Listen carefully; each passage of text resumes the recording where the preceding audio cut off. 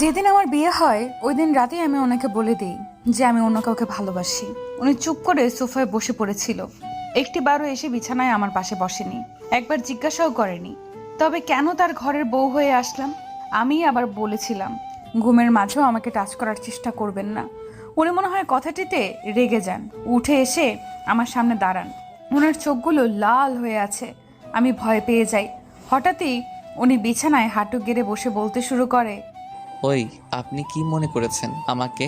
আমাকে কি মাতাল, অভদ্র মনে হয়? ঘুমের মাঝেও যেন আপনাকে না স্পর্শ করি, এর মানে কি? আমি কি হিংস্র পশু যে রাতের আধারে আপনার উপরে ঝাঁপিয়ে পড়ব? তারপর আরো কিছু কথা শুনিয়ে দিয়ে নিজের চোখ মুছতে মুছতে ঘর থেকে বের হয়ে যায়। আমি বিছানা ছেড়ে উঠে গিয়ে জানলা দিয়ে বারান্দার দিকে তাকাই, দেখি উনি নীরবে বসে আছেন আর একটু পর পর চোখ মুছতে ব্যস্ত। বিয়ে ঠিক হওয়ার পরে ভাবির মুখে শুনেছিলাম, ছেলেটা খুব ভালো অবন্তী, দেখো তোমাকে অনেক আগলে রাখবে, জীবনে অনেক সুখে থাকবে। তখন ভাবির কথাটা তেমন গুরুত্ব নেইনি, কিন্তু যখন ওনাকে কাঁদতে দেখি তখন ভাবতে থাকি একটা ছেলে মানুষ এইভাবে কাঁদতে পারে। আমি যতটুকু জানতাম বিয়েটা ওনার মায়ের পছন্দেই হয়েছে। হয়তো ভাবছে আমার যে ওকে পছন্দ নয় এটা যদি ওনার মা জানতে পারেন তবে খুবই কষ্ট পাবেন। ওনার মা ব্রেন টিউমারের সাথে লড়ছিল, কবে মারা যায় কোনো ঠিক নেই। তাই সব সময় আমাকে বলতো, আমাকে আপনার পছন্দ না এটা ঠিক আছে, তবে প্লিজ যতদিন আমার মা বেঁচে আছে আমার মায়ের খেয়াল রাখবেন, কখনো মায়ের অযত্ন করবেন না। উনি কথাটা এত করুণভাবে বলছিল যে আমার নিজেরই কান্না পাচ্ছিল। ওনার চোখেও বেদনার জল ঝলমল করছিল। চোখের পানি আড়াল করতে উনি আমার সামনে থেকে চলে যায়, আড়ালে গিয়ে চোখ মুছতে থাকেন। একদিন উনি তাড়াতাড়ি বাসায় ফিরে আসেন। আমি তখন আমার বয়ফ্রেন্ডের সাথে ফোনে কথা বলছিলাম। উনি এত তাড়াতাড়ি দৌড়ে ঘরে ঢুকেন যে আমি তার ফোনটা রাখার সুযোগ পাইনি। উনি রুমে ঢুকেই আমার হাত থেকে ফোনটা টান দিয়ে নিয়ে যায়। তারপর স্ক্রিনে কল রানিং দেখে ফোনটা এত জোরে আছাড় দেন যে ডিসপ্লে গুঁড়ো হয়ে যায়। তারপর প্রচুর রাগে বলতে শুরু করেন, আপনার বাবা আপনাকে বিনা টাকায় এ বাড়িতে পাঠায়নি, দেনমোহরের 3 লাখ টাকা দিতে হয়েছে। বিয়ের গয়না আর অন্য খরচ বাবদ প্রায় 5 থেকে 6 লাখ টাকা খরচ হয়েছে। 12 বছরের সব জমানো ভালোবাসা আর টাকা দিয়ে তারপর আপনাকে এই বাড়িতে এনেছিলাম। এর কোনো শুক্রিয়া আপনি আদায় করেছেন? হুম? কি চেয়েছিলাম আপনার কাছে? মোহরানার টাকা পরিশোধ করার পর আপনার উপরে আমার সম্পূর্ণ হক ছিল, তবুও এক মুহূর্তের জন্য আপনাকে স্পর্শ করিনি। বিয়ে করে আনার পর এ বাড়ির ছোট বড় কাজগুলো করাও আপনার দায়িত্ব ছিল, কিন্তু তাও কোনো দিন আপনাকে কিছু বলিনি। শুধু বলেছিলাম মাকে একটু দেখে রাখবেন। আর মা 1 ঘন্টা আগে তার খারাপ লাগার কথা বলেছে আমাকে ফোন দিয়ে। আমি অফিস থেকে চলে আসছি, আর আপনি একটু পাশের রুমে গিয়েও দেখতে পারেননি আমার মা কেমন আছে। আর দেখতেও হবে না আপনাকে। দেনমোহরের অর্ধেক টাকা ফিরিয়ে দিয়ে চলে যাবেন এখান থেকে, আপনাকে আমার প্রয়োজন নেই। তারপর ওর স্বামী হনহন করে চলে যায়। ও কখনো এত কষ্ট পায়নি, ওর কথায় যতটা কষ্ট পায়। আসলেই তো, এই বাড়িতে তার হাজারটা দায়িত্ব, আর তার কিনা ওর স্বামীর একটা আবদার পূরণ করতে পারলো না। আর কি যেন বলেছিল, 12টা বছরের জমানো ভালোবাসা মানে কি আসলে? যেদিন থেকে যৌবনে পদার্পণ করেন তখন থেকেই যে ব্যক্তি অনাগত স্ত্রীকে ভালোবাসতে পারে, ও কিনা তাকে একটি বারের জন্য ভালোবাসতে পারেনি, তার একটা আবদারও পূরণ করতে পারেনি। ধপাস করে ফ্লোরে বসে পড়ে। ওর স্ত্রী চোখ দিয়ে তখন অবিরাম পানি ঝরছিল। সেই প্রথম ও মন ভরে কান্না করে। হঠাৎ করে মাইক্রোবাসের দরজা টানার আওয়াজে ওর স্ত্রীর হুঁশ ফিরে। তাড়াতাড়ি ঘর থেকে বের হয়, দেখে উঠানে একটা মাইক্রোবাস দাঁড়িয়ে আছে, আর তার স্বামী তার শাশুড়ি মাকে কোলে নিয়ে ঘর থেকে বের হচ্ছেন। কি হয়েছে দেখার জন্য দৌড়ে যায়, দেখে ওর শাশুড়ির জ্ঞান নেই। বুঝতে বাকি রইল না যে তার শাশুড়ি অসুস্থ হয়ে পড়েছেন। ও ওর স্বামীকে কেবল বলল ও যাবে, কথাটা বলেই দৌড়ে রুমে চলে আসে। তাড়াতাড়ি বোরকাটা পরে রুম থেকে বের হয়। ওর আম্মাকে গাড়ির পেছনের বড় সিটটাতে লম্বা করে শোয়ানো হয়েছে, আর ওর মাথাটা ওর স্বামীর উরু জানির উপর রাখা। ওর স্ত্রীও গাড়িতে উঠে পড়ে, গিয়ে স্বামীর পাশে বসে বলে, আপনি সামনে চলে যান, আম্মার মাথাটা আমার কোলে দিন। তার স্বামী কোনো কিছু না বলে ওর স্ত্রীর দিকে রক্ত চোখে তাকায়। ওর চাওয়াতেই নিষেধ স্পষ্ট। বাধ্য হয়ে ওর স্ত্রী পেছনের সিটে গিয়ে বসে পড়ে। তার আম্মাকে হাসপাতালের জরুরি বিভাগে ঢোকানো হয়, আর ওর বর পুরো বারান্দা জুড়ে পায়চারি করতেছে। ওর স্ত্রী বসে থাকতে পারছে না, কেননা ওর স্বামী হাঁটতেছে। এই অবস্থায় যদি ওর বউ বসে বসে আরাম করে, তবে ওর স্বামী হয়তো আবারও কষ্ট পাবে। ও এগিয়ে গিয়ে ওনাকে বসতে বলে। এতে ওর স্বামী বড় বড় চোখ করে ওর দিকে তাকায়। ও ভয়ে আর কিছুই বলেনি, দেয়ালে ঠেস দিয়ে দাঁড়িয়ে থাকে। ওর হাজবেন্ড কিছুক্ষণ পর লোহার লম্বা চেয়ারটাতে গিয়ে বসেন। ও ওনার পাশে গিয়ে বসে। হাতটা এগিয়ে ওর বরের কাঁধে রাখতে মন চাইছে, কিন্তু ভয়ে এগোতে পারছিল না ও। ওর মন চাইছিল ওনার বুকে মাথা রেখে কতক্ষণ কান্না করি, হয়তো উনি এতে কিছুটা ভরসা পাবেন আর ওর একটু ভালো লাগবে। কিন্তু অতটা সাহস তার বউয়ের নেই। তবুও সে কাচুমাচু করে ওর পাশে চেয়ারটাতে গিয়ে বসে। মনে মনে ভাবতে থাকে তা এখন এই কৃতকর্মের জন্য ক্ষমা চাওয়া অনেক জরুরি, কিন্তু হাসপাতালে তো আর পায়ে ধরে ক্ষমা চাওয়া যায় না। আর সে ভাবতেছে স্বামীর কাছে স্ত্রী ক্ষমা চাইতে হলে পায়েও ধরতে হয় না, আলতো করে হাতটা ধরে দুফোঁটা চোখের জল ফেলায় যথেষ্ট। অথবা ছোট্ট বিড়াল ছানার মতো করে তার স্বামীর বুকে মুখ লুকিয়ে নিলেই হয়। হয়তো প্রথমে স্বামী স্ত্রীর দিকে একটু গরম নজরে তাকাবে, তবে তখন স্বামী চোখের দিকে অসহায়ের মতো তাকালেই হয়ে যায়। একটা লম্বা সময় নিয়ে কোনো মেয়ে যদি তার প্রিয় মানুষটার চোখের দিকে তাকিয়ে থাকে, তবে সেই ছেলেটা যত রাগীই হোক না কেন, সে অবশ্যই গলে যাবে। অতঃপর শক্ত করে জড়িয়ে বুকের সাথে মিলিয়ে গেলেই সব শেষ। কিন্তু তার ক্ষেত্রে মোটেই এমন সুযোগ ছিল না, কেননা ওর স্বামীর সাথে স্বামী স্ত্রীর কোনো সম্পর্কই ছিল না। কোনোদিন একটু সময় নিয়ে ওনার সাথে কথাও বলেনি ওর বউ। তবে ও ভাবলো একটু চেষ্টা করলে ক্ষতি কি। তার ডান হাতটা টেনে দুই হাতের মধ্যে নিল। ওর বর কিছুই বলল না, এক দৃষ্টিতে অন্যদিকে তাকিয়ে আছে। ও বুঝতে পারে চিন্তায় ওর স্বামী এই বিষয়টি খেয়াল পর্যন্ত করেনি। ওর বউ ওর হাজবেন্ডের দৃষ্টি ওর দিকে ফেরাতে চেষ্টা করলো। ওনার হাতটা শক্ত করে আমার দু হাতের তালুর মধ্যে নিলাম। তাতেও কোনো কাজ হয়নি দেখে আমি নিজেকে ওনার একদম কাছে নিয়ে গেলাম। ওনার কাঁধে মাথা রেখে ওনার বাহুটা জড়িয়ে ধরলাম। এবার উনি আমার দিকে তাকালো। আমি ওনার চোখের দিকে তাকিয়ে নিজের ঠোঁটগুলো বারবার বাঁকাতে লাগলাম, আর ঘন ঘন ঢোক গিলতে গিলতে একটা করুণ দৃষ্টিতে ওনার দিকে তাকিয়ে রইলাম। উনি কি ভাবলো জানি না, একটা দীর্ঘশ্বাস ছেড়ে চোখের পাতা দুটো এক করতেই কয়েকটি ফোঁটা জল গড়িয়ে পড়ল। উনি বাম হাতে চোখ মুছে নিয়ে আমার হাতের তালুর পিঠটা চেপে ধরে রাখলো। আমার কাছে তখন কেমন লাগছিল সেটা আমি আজও কল্পনা করতে পারি না। কোনো একটা অজানা অনুভূতি এসে গ্রাস করছিল আমাকে। ওটাই ছিল ওনার প্রথম স্পর্শ। প্রিয় মানুষটার কাছে প্রতিটা নারী হয়তো এমন একটা স্পর্শের আশায় থাকে, তবে আমাদের মধ্যে একে অপরের প্রিয় হবার মতো কোনো সম্পর্কই তখন নেই। তাই ওই সব কিছু মিলিয়ে এক অন্যরকম অনুভূতি হচ্ছিল আমার, কিন্তু সেটা বেশিক্ষণ স্থায়ী হয়নি। পরক্ষণে উনি আমার কাছ থেকে নিজেকে ছাড়িয়ে নিলেন, চেয়ার ছেড়ে উঠে সামনে চলে গেলেন। আমি অবাক চোখে ওনার দিকে তাকিয়েছিলাম। উনি একবারের জন্য আর আমার দিকে ফিরে তাকায়নি। একটু পর ডাক্তার রুম থেকে গোমরা মুখে বেরিয়ে আসে। আমার স্বামী দৌড়ে ওনার কাছে যান, উৎসুক দৃষ্টিতে তাকিয়ে থাকেন ওনার দিকে। ওনার সেই করুণ দু চোখের দৃষ্টি আজও আমার চোখে ভেসে ওঠে। অতঃপর ডাক্তার ওনার কাঁধে হাত রেখে কিছু সময় নিয়ে আস্তে আস্তে কিছু একটা বলতে থাকে। আমিও উঠে সেখানে যাই শোনার জন্য, কিন্তু ডাক্তারের যা বলল তা শোনার জন্য আমরা কেউ প্রস্তুত ছিলাম না। ডাক্তার ওর কাঁধে হাত রেখে বললেন, সরি স্যার, আপনার মায়ের ব্রেন টিউমার হয়ে গেছে, হয়তোবা আর বেশি হলে 36 দিন বাঁচবে। পরীক্ষা করে রিপোর্টটা হাতে পেলে পুরোপুরি শিওর হওয়া যাবে। কথাটা শুনতেই আমার শরীরের লোমগুলো দাঁড়িয়ে যায়, আর উনি যেন কাঁদতে ভুলে গেলেন। রোবটের মতো মেপে মেপে কয় কদম এগিয়ে এসে আবার চেয়ারটাতে বসেন। দু হাতের কুনুই হাঁটিতে ভর দেওয়া, 10টা আঙুল দিয়ে পুরো মুখটা আড়াল করে নীরবে কাঁদতে লাগলেন। আমি এবার আর নিজেকে কন্ট্রোল করতে পারলাম না, গিয়ে ওনার পাশে বসলাম। ওনার কাঁধে হাত দিয়ে বলতে লাগলাম, sorry, I am very sorry, please please. কথাগুলো বলে কাঁদতে কাঁদতে ওনার বাহু জড়িয়ে কাঁধে মাথা রাখলাম। উনি বলতে লাগলেন, কেন এমন হয় আমার সাথে? সবসময় কেন এমন হবে? এ জীবনে কি কখনো সুখ পাবো না আমি? কেন এমন হয় বারবার? কেন? বলতে বলতে উনি কান্নায় ভেঙে পড়েন। আমি ওনার মাথাটা আমার কাঁধে রেখে মাথায় হাত বুলাতে থাকি আর সান্ত্বনা দিয়ে বলতে থাকি, আম্মার কিছু হবে না, একদম চিন্তা করবেন না।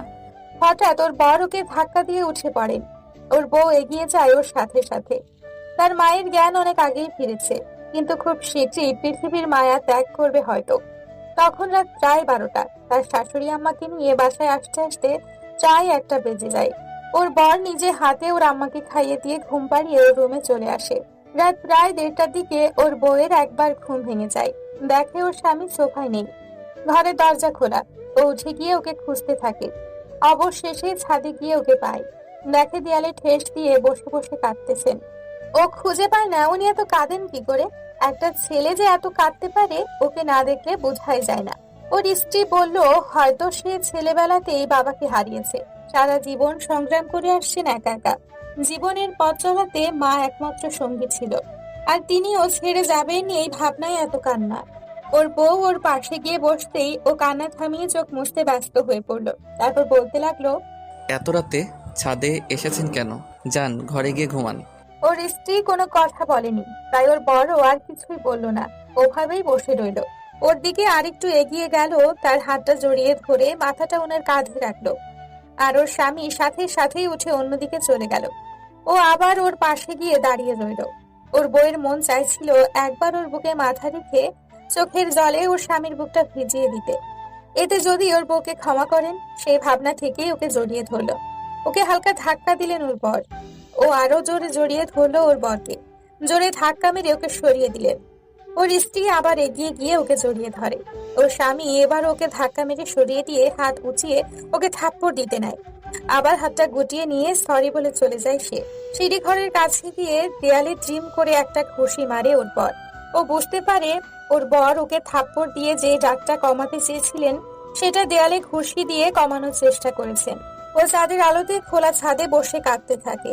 ওর একটু পরে আবার ভয় লাগতে শুরু করে যে এত রাতে ছাদে একা। তাই ঘরে চলে যায় ওর বউ। এতক্ষণ ওর স্বামী আবার ঘুমিয়ে পড়েছে, সোফায় শুয়ে আছে একেবারে জড়সড় হয়ে। হয়তো শীত লাগছে। ঘরে একটাই কাঁথা, আর সেটা ওর বউ দখল করে রেখেছে। তাই ওর স্বামী কাঁথা ছাড়াই ঘুমোচ্ছে। ওর কাঁথাটা এনে ওর উপরে দিতেই ঘুমের ঘোরে টেনে গায়ে জড়িয়ে নেয় ওকে। খুব নিষ্পাপ লাগছিল ওর স্বামীকে। সারাটা দিন কেমন জানি মায়া জমে গেছে ওর বরের প্রতি। সারাদিন কান্নাকাটির ফলে চোখটা ফুলে লাল হয়ে আছে ওর। দেয়ালে ঘুষি দেওয়ার ফলে হাতটা কতটুকু ছিলে গেছে তার, ও এগুলোই ভাবতেছে। তার রুমে ফার্স্ট এইড বক্স ছিল। ও সেখান থেকে একটু বায়োটিন নিয়ে তুলা দিয়ে হাতে ঘষতেই ওর স্বামী নড়ে ওঠে। কিন্তু সারাদিন অনেক পরিশ্রম করে ক্লান্ত হয়ে আছে, তাই পুরোপুরি উঠলেন না। কাজ শেষে ওর স্ত্রী ওর কপালে একটা চুমু দিয়ে গিয়ে শুয়ে পড়ে। সকালে ঘুম থেকে উঠে রান্নাঘরে যায় ওর বউ। রান্না প্রায় শেষ, তখন ওর শাশুড়ি রান্নাঘরে আসে। রান্না কতটুকু হয়েছে দেখে তাকে রান্না করা শেষ হলে ওনার ঘরে যাওয়ার কথা বলে চলে যান। রান্না শেষ করে শাশুড়ির রুমে যায় ও। ওর হাত ধরে নিজের পাশে বিছানায় বসান, আর এক নাগাড়ে বলতে শুরু করেন, অবন্তী মারে, আমি কি আর বাঁচবো না রে? আমার তো মনে হয় আর বেশি দিন বাঁচবো না। জানিস রে মা, ছেলেটা সেই ছোটবেলাতে বাবাকে হারায়।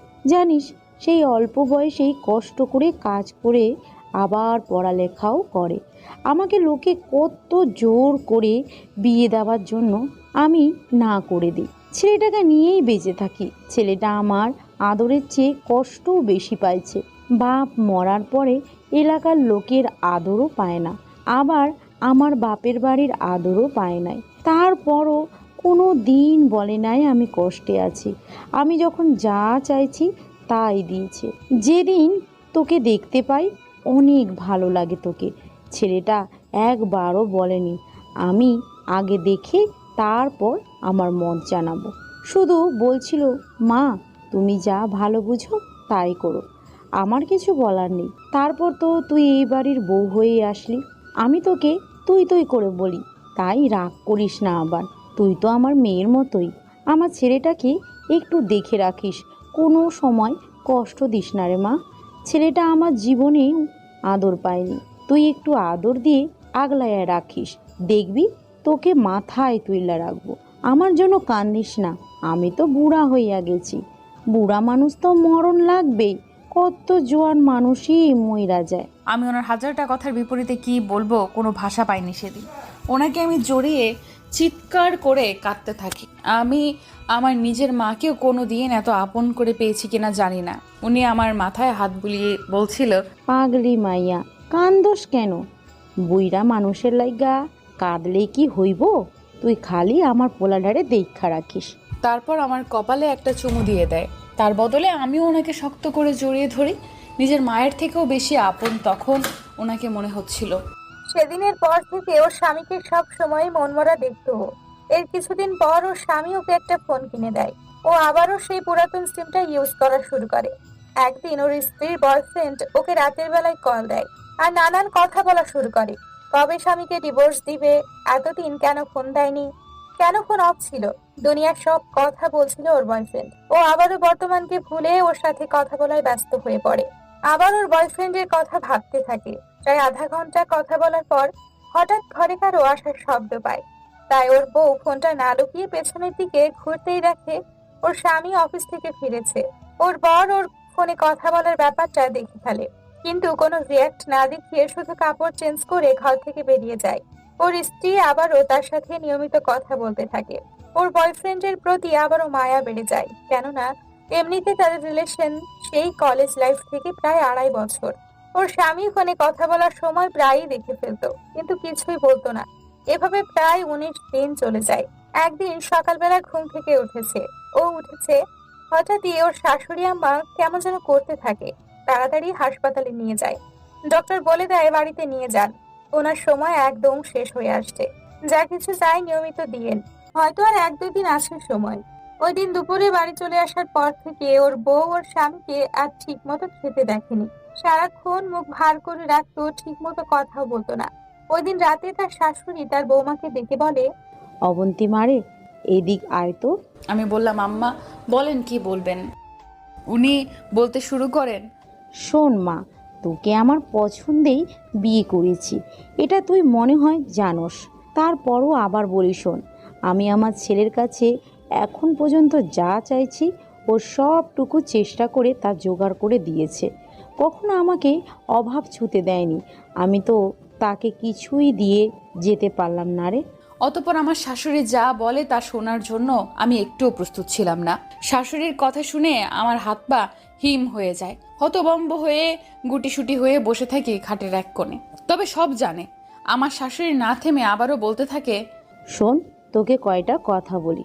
শোন মা, পৃথিবীতে যে যা চায় তা কি কখনো পায়? অনেক সময়ই পায় না। আমার ছেলেটা সব সময় খালি আদর ভালোবাসা খুঁজতো, কিন্তু তা পায় নাই।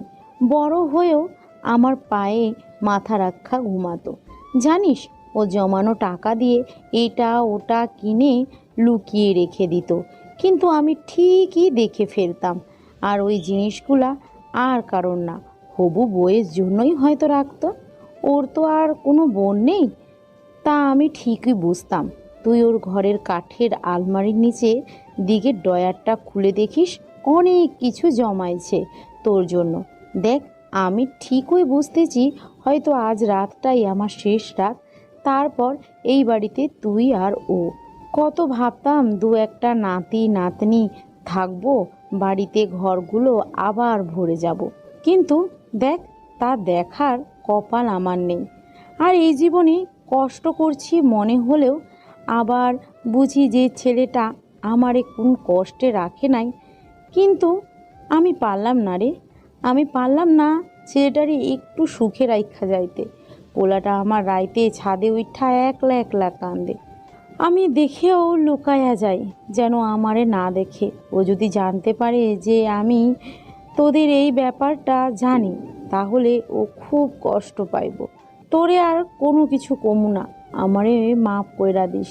আমি না বুঝাই তোরে এই বাড়িতে বউ বানাইয়া আনছি। এখন যা, গিয়ে ঘুমা। আমি শেষবারের মতন আজকা একটু ঘুমাই। তুই পারলে আমার একটু উজুর পানি আইন দিস, নামাজ পইরা ঘুমাই, যদি সকালে সুযোগ না পাই। আমি এতটাই পাষাণ হয়ে গিয়েছিলাম যে ওই দিন শাশুড়ির পা ধরে মাফও চাই নাই। ওজোর মগটা হাতে নিয়ে ঘর থেকে বের হতেই দেখি আমার স্বামী শাশুড়ির ঘরের বারান্দা থেকে উল্টো দিকে হাঁটতেছে। তার মানে উনি এতক্ষণ সব শুনেছে। শাশুড়িকে ওজোর পানি এনে দিয়ে আমি আমার ঘরে চলে আসি। উনিও একটু পরে এসে ঘুমিয়ে পড়েন। পরদিন সকালে উঠে শাশুড়ির ঘরে যাই, দেখি উনি অনেকক্ষণ আগেই উঠেছেন ঘুম থেকে, নামাজ শেষ করে তসবিহ হাতে বসে আছেন। আমি জিজ্ঞেস করি, আম্মা কিছু খাবেন এখন? চা বানিয়ে দিব? আমি ওকে না করে দেয়। ওর বউ নামাজ শেষ করে রান্নায় ব্যস্ত হয়ে পড়ে। ওর স্বামী ওই দিন অফিসে যায়নি, ঘরেই থাকেন। একটু পর পর ওর শাশুড়ির খেয়াল রাখছেন, খোঁজ নিচ্ছেন। দুপুরে খাওয়ার পরে একটু শুয়ে থাকে ওর স্ত্রী। কখন ঘুমিয়ে যায় ওর বউ বুঝতেই পারে না। ও ফোনের আওয়াজে ঘুম থেকে উঠে পড়ে, দেখে ওর বউয়ের বয়ফ্রেন্ড ফোন দিয়েছে। তার বউ কেন জানি তখন কথা বলতে সংকোচ বোধ করে, তবুও কথা বলে অনেকক্ষণ। সে আবারও তার হাজবেন্ডকে ডিভোর্সের ব্যাপারটা নিয়ে কথা বলতে বলে। ওর বউ ঘোরের মধ্যেই বলে ফেলে ওর শাশুড়ি হয়তো আর বেশিক্ষণ বাঁচবে না, শাশুড়ির মৃত্যুর পরেই ডিভোর্স হয়ে যাবে। তারপর যথারীতি অন্য কথা বলতে থাকে ওরা দুজন। হঠাৎই ওর স্বামীর চিৎকার শুনতে পায়।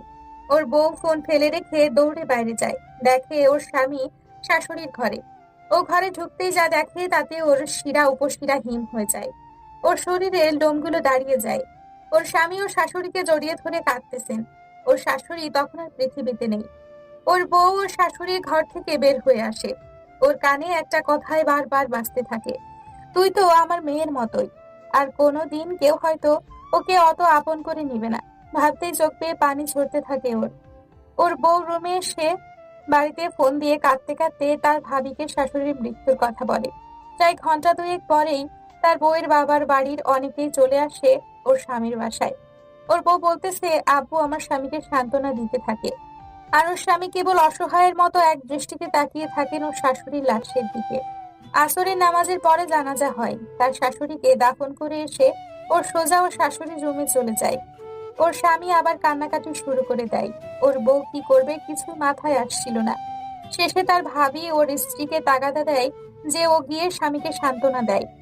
ওর বউ তাদেরকে দেখানোর জন্য একটু এগিয়ে গিয়ে ওর বরকে কাঁদতে বারণ করে। রাতের আগেই ওর বাড়ির সবাই চলে যায়। রাতে 11টার দিকে ওর স্বামী ছাদে একা বসে আছে আর ওর বউ ঘরে। তখনই ওর বউয়ের বয়ফ্রেন্ডের ফোন আসে। ওকে তার শাশুড়ির মৃত্যুর কথা বলতেই সে খুশি হয়, কিন্তু ব্যাপারটা ওর বউয়ের খুব খারাপ লাগে। একটা মানুষের মৃত্যুতে কি খুশি হওয়া যায়? ওর বউ তাকে বকা দিলে সে উল্টো তাকে নানান কথা বলতে থাকে, নানান কথা বলে ইমোশনাল ব্ল্যাকমেল করতে থাকে। ওর বউ আর বেশি কথা না বাড়িয়ে ওকে আশ্বাস দেয় যে খুব তাড়াতাড়ি আমাদের ডিভোর্স হয়ে যাবে। সে যেন তার বাড়িতে বিয়ের জন্য আলাপ করে। শাশুড়ির মৃত্যুর প্রায় 8 দিন হয়ে যায়। ওরা দুইজন তেমন কোনো কথা বলে না, একসাথে খেতেও বসে না। 10 দিনের দিন তার হঠাৎ শাশুড়ির কথাগুলো মনে পড়ে যায়। উনি তো তার বৌমাকে বলেছিল কাঠের আলমারিতে অনেকগুলো জিনিস আছে তার জন্য। ও তার স্বামীর প্যান্টের পকেট থেকে চাবি নিয়ে ওই ড্রয়ারটা খুলে দেখে পশ্চিম পাশের নিচের ড্রয়ার পুরোটা ঠাসাঠাসি ভর্তি, অনেকগুলো সুন্দর সুন্দর শাড়ি আর কিছু 3 পিসের কাপড় খুব সুন্দর ডিজাইন করা, অনেকগুলো গহনা আর সুন্দর এক জোড়া পায়েল এবং একটা সোনালী রঙের ঘড়ি। ওর বউ ড্রয়ারটা বিছানায় নামিয়ে সবগুলো জিনিস নাড়িয়ে দেখতে থাকে। পায়েল জোড়া খুব সুন্দর হওয়াতে তখনই ওর বউ পায়ে পরে নেয়। তারপর আবার সবগুলো জিনিস গুছিয়ে রাখতে যায়। তখন পায়েলের ঝুনঝুন শব্দ পেয়ে ওর স্বামী ঘরে চলে আসে। এসেই তাকে অনেক বকাঝকা শুরু করে দেয়। আপনি কোন সাহসে আমার ড্রয়ারে হাত দিয়েছেন? আপনাকে কে অনুমতি দিয়েছে? আপনি একবারও আমাকে জিজ্ঞেস করেছেন? বলেই সামনে এসে ওকে একটা থাপ্পড় মেরে বসে। আজ পর্যন্ত কখনো ওর স্ত্রীর সাথে এমন করেনি, অথচ ওই দিন তাকে থাপ্পড় দেওয়ার মানেটা ওর বউ আজও বুঝেনি। কিন্তু থাপ্পড় খেয়ে ওর বউয়ের মাথায় রাগ উঠে যায়। ও ওর স্বামীকে উল্টা ঝাড়তে শুরু করে। আপনি কোন সাহসে আমার গায়ে হাত তুললেন? আপনি কি ভাবছেন আমি কিছুই বলবো না? আমাকে 8-10টা মেয়ের মতো ভাববেন না। তো তোকে কি ভাববো? আর তুই 8-10টা মেয়ের মতো হবি কেন? তুই যে কেমন মেয়ে তা আমি অনেক ভালো করেই বুঝতে পারছি। আমিও রাগের মাথায় বলতে শুরু করি, হইছে, আর বলতে হবে না, আমাকে ডিভোর্স দিয়ে মুক্ত করেন এবার। আমি আর আপনার সাথে থাকতে পারবো না। ওনার মুখটা শুকিয়ে যায়, তারপরে একটু নিচু গলায় উত্তর দেয়, তোর ভালো না লাগলে তুই চলে যা। আমি কেন আগ বাড়িয়ে ডিভোর্স দিতে যাব? যা, এখনই চলে যা। দেখ তোর কোন দরদি তোকে নেয়। আমিও আর দেরি করিনি, তখনই নিজের বাড়ি চলে যাই। ওই দিনের সেই ভুলের মাসুল কি হবে তা আমি আন্দাজও করতে পারিনি, কিন্তু আস্তে আস্তে আমার সব বুঝে আসতে থাকে। কিছুদিন পর আমার বাড়িতে ডিভোর্স লেটার চলে আসে, আর সেই লেটারটা সবার আগে আমার বাবার হাতে পড়ে। বাবার হাতে চিঠিটা আসতেই যা বলেন তা ছিল আমার কল্পনার বাইরে। ডিভোর্স লেটারটা বাবার হাতে পড়তেই বাবা আমাকে ডাকতে থাকেন আর বলতে থাকেন, এসব কি? মা মরছে এখনো 15 দিনও হয় নাই, এর আগেই তোদের ডিভোর্স দিয়েছে। ও ভাবছেটা কি? আমার আগেই সন্দেহ হচ্ছিল খালি যখন ওর মা আয়েশা বিয়া ঠিক করে গেছে। তোর মা তো খালি লাফাইছে, ওলা ভালো কইয়া। এখন যে তোর জীবনটা নষ্ট কইরা দিল। ততক্ষণে আমার ভাবি রান্নাঘর থেকে দৌড়ে আসে, এসে বলতে থাকেন, পোলাটা এত ভালো ভাবছিলাম, আর তার ভিতরে ভিতরে এই মার পছন্দে বিয়া কইরা এখন মা মরতেই ডিভোর্স দিয়া দিছে। এতক্ষণে বুঝলাম, তাহলে মনে হয় মারে খুশি করার লাইগাই বিয়া করছিল। এখন মা মইরা গেছে, ডিভোর্স দিয়া দিয়েছে। আমি শুধু ওই অভিনয়ের কান্না করতে থাকি। ভাবি আমার মাথায় হাত দিয়ে বলতে থাকে, কান্দিস না, আমরা আছি না, কাঁদতে হইব না তোরে, আমরাই তোরে দেখা রাখবো। ওর শুধুই অভিনয়ের কান্নাকাটি করে নিজের ঘরে সে দরজা দিয়ে বসে থাকে আর ভাবতে থাকে সবকিছু তো ওর বউয়ের কারণেই হয়েছে। সব দোষ ওর স্ত্রীর। ওর স্বামী তো কোনো দোষই নেই। ওর বউয়ের পরিবারের সবার কাছে ও এত প্রিয় ছিল, আর আজকে সবাই ওকে নিয়ে কত খারাপ মন্তব্য করতেছে। সবকিছুতে তো ওর বউয়েরই দোষ। এখন যদি গিয়ে ও যদি ওর স্ত্রীর দোষের কথা বলে, ওর আব্বা ওকে আস্ত রাখবেন না। ওই দিন রাতে ওর বয়ফ্রেন্ডকে ফোন দিয়ে ডিভোর্সের কথা জানাতেই ও যেন চমকে ওঠে আর বলতে থাকে, কি বলো, এইসব ফাজলামো বন্ধ করো। ডিভোর্স দিছে বললেই হয়ে গেল? আমি বলি, হ্যাঁ, দেড়মোহরের সব টাকা আগেই পরিশোধ করা হয়েছিল, বিয়ের দিনই দিয়ে দিয়েছিল, তাই সমস্যা হয় নাই। ও বলে, তবে এখন কি করব? আমি বলি, তুমি এবার তোমার বাসায় জানাও। সে উত্তর দেয়, কি বলছো তুমি? বাসায় জানালেই হবে নাকি? আমার বাড়িতে রাজি হবে না। আর তাছাড়া ডিভোর্সি মেয়ে কি ভালো? আমি বলি, কি বলতে চাও তুমি? ডিভোর্সি মেয়ে ভালো না মানে? আমি কি করেছি? তোমার কথাই তো আমি আমার স্বামী সংসার ছেড়ে আসছি, এবার তুমি তোমার বাড়িতে জানাও। সে বলে, এটা কোনো দিনই সম্ভব না, আমি পারবো না। আর তুমি যদি আমাকে বিয়ে করতে চাও তবে পালিয়ে বিয়ে করতে হবে। আমি বলি, পালিয়ে বিয়ে করব কেন? এতদিন তো আমাকে জ্বালিয়ে মারছো খালি ডিভোর্স আর ডিভোর্স, এখন এই কথা বলতেছো কেন? আমিও তো কিছু বুঝি না, তুমি কবে আমাকে বিয়ে করবে সেটা বলো। সে বলে, ইসলামী শরীয়ত তো বলে মেয়েদের ডিভোর্স হলে 4 মাস। ফিকের মাসালাতে এটাকে 3 তুহুর বলা হয়, যদি ইজ্জত পালন করতে হয়। ওই কয়টা দিন আগে শেষ হোক, তারপর বলি। আমি বলি, আমার সেটার প্রয়োজন নেই, ওইটা প্রেগনেন্সি শিওর হওয়ার জন্য, আর আমাদের এমন কোনো সম্পর্কই ছিল না যে আমার বাবু হওয়ার সম্ভাবনা থাকে। সে বলে, তুমি বললেই হলো, এমন কি শিওর আছে? একসাথে 2 মাস থাকছো, কত কিছুই তো হতে পারে। আমি বলি, কি বলতে চাও তুমি? তোমার কি আমার প্রতি বিশ্বাস নেই? আমি না করার পরও তুমি এই কথাটা কিভাবে বলতে পারলে? সে বলে, বলতে পারলাম কি? আবার তুমি কি দুধে ধোয়া তুলসী পাতা নাকি? না মহামনীষী যে তোমার কথা বিশ্বাস করতে হবে? আমি বললাম, এই 2.5 বছরে তুমি আমাকে এতটুকু চিনছো, আমাকে এত অবিশ্বাস হলো তোমার? নাকি আমাকে বিয়ে করার ইচ্ছে নেই তোমার? সে বলে, আমি জানি না, আমি বাড়িতে কোনো দিনই তোমার কথা বলতে পারবো না। যদি পালিয়ে যেতে পারো তবেই আমি রাজি আছি। আমি পুরো উত্তাল সাগরের মাঝে পড়ে যাই, কোন দিকে যাব কোনো কিছু মাথায় আসে না। এখন যদি পালিয়ে না যাই তবে ও আমাকে বিয়ে করবে না, আবার পালিয়ে গেলে আমার বাবার সব মান সম্মান ধুলোয় মিশে যাবে, সবাই টিটকিরি করবে। তারপর ওকে আমি বাধ্য হয়ে বলি, হ্যাঁ, আমি পালিয়ে যেতে রাজি আছি, এখন বলো কবে বিয়ে করবে? সে বলে, সেটা আমি কি বলবো, তুমি ঠিক করো। আর টাকা ম্যানেজ হলে তারপর আমাকে বলবে। আমি বলি, টাকা ম্যানেজ হলে মানে? টাকা কি আমি দিব নাকি? টাকা আমি কোথায় পাবো? সে বলল, টাকা কোথায় পাবো মানে? দেনমোহরের টাকা কি হয়েছে? আমি বলি, দেনমোহরের টাকা উনি বিয়ের সময়ই পুরোটা দিয়ে দিয়েছিল, ওটা আব্বুর কাছ থেকে আমি নিতে পারবো না।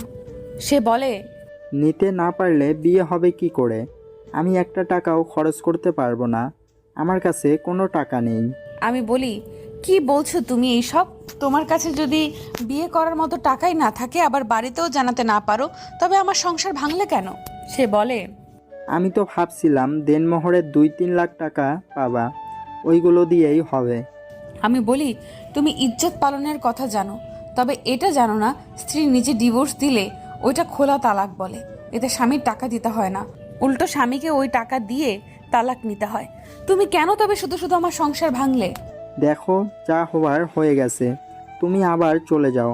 আমার তোমাকে বিয়ে করা সম্ভব না। আমি বলি সম্ভব না মানে? তুমি কি আমাকে ভালোবাসো না? যদি আমাকে বিয়েই না করো তবে আমার সাথে রিলেশন করলে কেন? সে বলে, তোমার বিয়ের আগে হলে হয়তো বাড়িতে বলতে পারতাম। এখন তুমি একটা ডিভোর্সি মহিলা। ডিভোর্সি মহিলাকে বিয়ে কোনো পরিবার মেনে নেবে না। আর আমি ভাবছিলাম তুমি দেনমোহরের টাকা পাবে, সেটা দিয়ে না হয় বিয়ে করে নেব। পরে 2-1 বছর পরে বাড়িতে আসলে ঠিক হয়ে যাবে। কিন্তু এখন তুমি টাকা দিতে পারবে না, তাই আমিও বিয়ে করতে পারবো না। আর আমি তোমাকে আজ থেকে ভালোবাসি না। আমাকে আর কোনো দিন ফোন দেবা না। এটা বলেই সে ফোন কেটে দেয়। ওর বউ ফোন দিলে আর রিসিভ করে না। ওর বয়ফ্রেন্ডের জন্য সব ছেড়ে চলে আসলো, আজ সে ওকে এই কথা বলতেছে। তার জন্য ও এত কিছু করলো, ও এখন কোন দিকে যাবে? ওর বউ ওর বাবা মাকে কি বলবে? আর যদি ওর বউ আবার ওর স্বামীর কাছে ফিরে যায়, তবে ওর সামনেও কোন মুখে দাঁড়াবে? কি বা জবাব দিবে ওর স্বামীর কথাগুলোর? ও চারদিকটা যেন অন্ধকার হয়ে আসছে। এত কিছু চাপ আর সহ্য করতে না পেরে ও অজ্ঞান হয়ে যায়। জ্ঞান ফিরতেই দেখে ওর বউয়ের পাশে ওর মা আর ভাবি বসা। ওনারা ওর স্ত্রী অজ্ঞান হওয়াটাকে সেভাবেই দেখে যেভাবে 8-10টা নববিবাহিত মেয়ের মাথা ঘুরে পড়ে যাওয়া আর অজ্ঞান হয়ে যাওয়াটাকে দেখে। মানে ওরা প্রেগনেন্সির কথা বলতেছে আর কি। কিন্তু ও তো জানে যে আসলে কি হয়েছে। ওর আম্মু চলে গেলে ওর ভাবিকে বলে যে, ও বলতেছে, ভাবি তোমরা যা ভাবছো আসলে তা নয়। আমার অনেক টেনশন হচ্ছিল, যার ফলে এমনটা হয়েছে। আর আমার প্রেগনেন্ট হওয়ার সুযোগ নেই। ওনার সাথে আমার তেমন কোনো সম্পর্কই ছিল না। ওর ভাবি বলে, কি বলছো তুমি এসব? ও তোমাকে প্রথম থেকে মেনে নেয়নি, তুমি আমাদের বলনি কেন? ও কি বলবে ভেবে পায় না, কারণ ওর বর তো ওকে মেনে নিতে অস্বীকৃতি জানায়নি। ওর জন্যই তো এসব হলো। তাই ও আর কোনো উত্তর দিতে পারেনি, শুধু বলে, ভাবি বাদ দিন তো, ওইসব কথা আর বলবেন না। ওর ভাবিও আর কিছুই বলে না, চলে যায়। পরদিন ও আবার ওর বয়ফ্রেন্ডকে ফোন দেয়। তখন ও তাকে যে কথাগুলো বলে তা শুনে ওর মনে হয় এক্ষুনি ওর বউয়ের পায়ের নিচ থেকে মাটি সরে যায়। আর এই পৃথিবীতে থাকার কোনো প্রয়োজন নেই। যাকে এত বছর ধরে ভালোবেসেছে ও, যার মায়ায় তার স্বামী সংসার ছেড়ে চলে এসছে, যার জন্য তার স্বামীর মনে কষ্ট দিয়েছে ওর স্ত্রী, তার অসুস্থ শাশুড়িকে মনে কষ্ট নিয়ে পৃথিবী ত্যাগ করতে হয়েছে। তার বয়ফ্রেন্ড কিনা আজকে বলল, আমি কেবল তোমার টাকাগুলোর জন্যই বিয়ে করতে চেয়েছিলাম। এখন তোমার টাকা নেই, খরচ করতে পারবে না।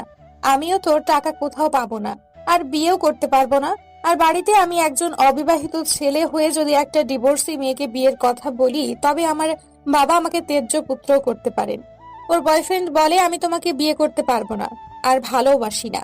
ওর বয়ফ্রেন্ড ওকে আর দ্বিতীয়বার কল দিতে না করে। ওর বউ ভাবতেছে, কার জন্য এত কিছু করলাম, কার জন্য সবকিছু ছেড়ে চলে আসলাম। আর ওর স্ত্রীর আর কিছুই ভালো লাগছে না। ওর বউয়ের বাড়িতে প্রতিনিয়ত ওর স্বামীকে নানান কথা বলতে থাকে। আগে সহ্য হলেও পরে আর ওর স্ত্রীর এই কথাগুলো সহ্য হয় না। কেননা ওর বর এত কথা কেন শুনবে? তার তো কোনো দোষই ছিল না। ও নিজের বউ তো ভালোবাসাগুলোকে দূরে ঠেলে দিয়েছিল। কেন করলো ও এসব? কেন? একটা বাড়ির জন্য ওর বউ ওর কথা ভাবলো না। তার বউ এতটাই স্বার্থপর হয়ে গেছিল। ওর স্বামী কি কখনো ওর বউকে ক্ষমা করতে পারবেন? আর কি কোনো সুযোগ আছে তার কাছ থেকে ক্ষমা নেওয়ার? এমন হাজারটা প্রশ্ন ওর বউকে প্রতিনিয়ত তাড়া করতে থাকে। বিবেকের ছুড়ে দেওয়া প্রতিটা গভীর প্রশ্ন তার হৃদয়টাকে ক্ষতবিক্ষত করতে থাকে। ওর স্ত্রীর মন চায় যদি একটাবারের জন্য হলেও ওর স্বামীকে শক্ত করে জড়িয়ে ধরতে পারত, চোখের পানিতে ওর স্বামীর বুকটা ভিজিয়ে দিতে পারত। হয়তোবা ওর স্বামী ওকে জড়িয়ে ধরে বলতো, আর কাঁদতে হবে না, ভালোবাসি তোকে, খুব ভালোবাসি, কথা দে আর কখনো ছেড়ে যাবি না। ও তখন ওর স্বামীর বুকে মুখ লুকিয়ে বলতো, এই জীবন যতদিন আছে কখনো আর ছেড়ে যাব না, শুধু একটি বার আপনার বুকে ঠাঁই দিবেন আমায়। কিন্তু এই কথাগুলোকে কেবল কল্পনায় জায়গা দেওয়া যায়, বাস্তবতা অনেকটাই ভিন্ন। ও কি কখনো ওর স্বামীর সামনে দাঁড়াতে পারবে? ওর চোখে চোখ রাখতে পারবে? তার বুকে মাথা রাখতে পারবে? শক্ত করে একবার জড়িয়ে ধরতে পারবে? জানি না কখনো সম্ভব কিনা। ওর বউ পারবে না, হয়তোবা আর পারবে না। তবে আজ কেন জানি মনে হচ্ছিল, হ্যাঁ, ওর বরকে খুব করে ভালোবেসে ফেলেছে ও। ওই পুরনো সিম কার্ডের জন্য সেই 2.5 বছরের মায়া ওর স্ত্রীকে শেষ করে দিয়েছে, তার ভালোবাসাকে শেষ করে দিয়েছে। এসব ভাবতে ছিল ঠান্ডা ফ্লোরে বসে। কাঁদতে কাঁদতে ওর শরীরের অনেক শক্তি ব্যয় হয়। তাই খুব ক্লান্ত লাগছিল। একটু ঘুমালে মনে হয় ভালো হতো ওর। এই ভেবে ফ্লোর থেকে উঠে বিছানার কাছে যেতেই ঝুনঝুন শব্দে ওর বউয়ের কানে বাজতে থাকে। হ্যাঁ, ওই দিন আসার সময় পায়েলগুলো রেখে আসেনি ওর বউ। ওর স্বামীও তাকে বারণ করেনি, হয়তোবা ভালোবাসতেন বলেই কিছু বলেনি, নতুবা তার সাথে আর কথা বলার কোনো রুচি হয়নি, তাই তারও আর রাগের সময় খেয়াল হয়নি। বিছানায় বসে এক নজরে তাকিয়েছিল পায়েলগুলোর দিকে ওর বউ। রেডিমেড জিনিস নয় এটা, নিখুঁতভাবে অর্ডার দিয়ে বানানো। একটা পায়েল খুলে প্রতিটা অংশ ভালোভাবে খুঁটিয়ে দেখছিল ওর বউ। তার মধ্যে খোদাই করে খুব সুন্দর করে লিখে এ, আবার একটু দূরেই আছে আই, একটু উঁচু করে আঁকা লাভ, তারপরেই লেখা ইউ। উনি লিখেছেন। এই ছোট ছোট সংক্ষিপ্ত লেখাগুলোর মানে সবাই বুঝেছেন। ওর বউ সেদিন বুঝেছিল। পায়েলটা বুকে জড়িয়ে অনেক কান্না করে ওর বউ। এত ভালোবাসা জমা ছিল ওর জন্য, আর সে কিনা একটুও অর্জন করতে পারলো না। পায়েলেই কি কেবল এটা লেখা ছিল, না প্রতিটা জিনিসেই এভাবে লেখা ছিল? আর তার বউ সেগুলোকে তার গলায়, তার হাতে এক জায়গায়ও স্থান দিতে পারলো না, শুধুমাত্র পায়েই স্থান দিতে পারলো। তার বউ নির্বোধ, সবচেয়ে বড় নির্বোধ। বৈধ ভালোবাসাগুলোকে দূরে ঠেলে দিয়ে একটা অবৈধ মায়ায় জড়িয়েছিল ওর বউ। এখন মানে মানে টের পাচ্ছেও, অন্ধকার হয়ে আসে তার গড়া পৃথিবী। অনেকে হয়তোবা ওই সময়ে আত্মহত্যা করে ফেলতো, কিন্তু ওর বউ করেনি। তার যে সেই হারানো ভালোবাসা পেতেই হবে।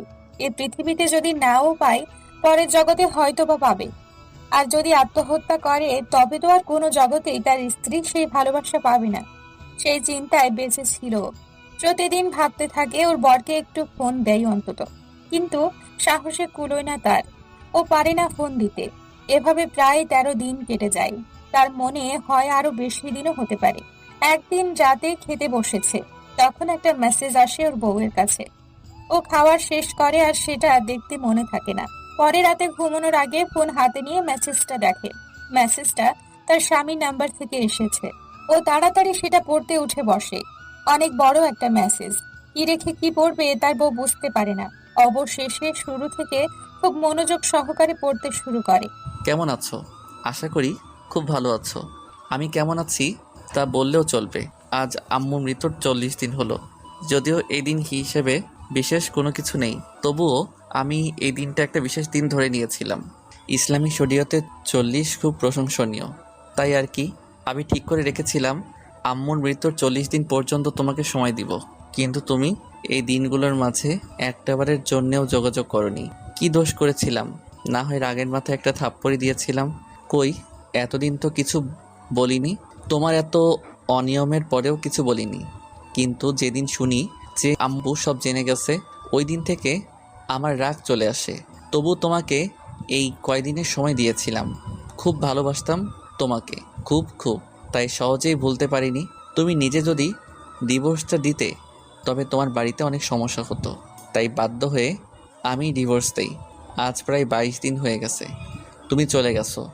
একটা বারের জন্য মনে হলো না যে আমি একা একা কিভাবে চলি, কে রান্না করে দেয়, কিভাবে সময় মতো অফিসে যাই, আমি কি ঠিক মতো অফিসে যেতে পারি, ঠিক সময় মতো খেতে পারি, সময় মতো ঘুম থেকে উঠতে পারি?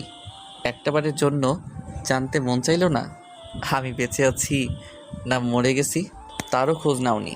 ওই দিন আমার অফিসে এসে সবার সামনে তোমার বাবা আমাকে প্রায় 30 মিনিট নানান কথা বলেছে।